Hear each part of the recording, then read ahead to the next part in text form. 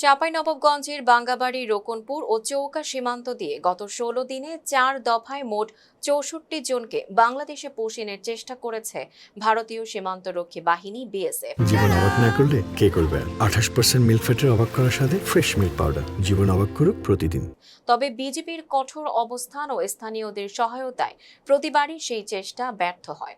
সীমান্ত সূত্রে জানা গেছে, বিএসএফ বিভিন্ন সময়ে লোকজনকে জোরপূর্বক বাংলাদেশে ঠেলে পাঠানোর চেষ্টা করলে বিজিবি বাধা দেয়। পরে উভয় পক্ষের পতাকা বৈঠকের পর পুশিনের জন্য আনা ব্যক্তিদের ফিরিয়ে নিতে বাধ্য হয় বিএসএফ।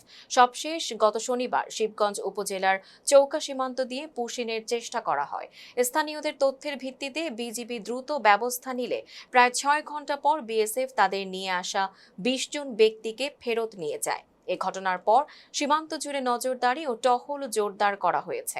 বিজিবির পাশাপাশি আনসার, গ্রাম পুলিশ ও স্থানীয় বাসিন্দারা সমন্বিতভাবে সীমান্তে নিরাপত্তা বলয় গড়ে তুলেছেন।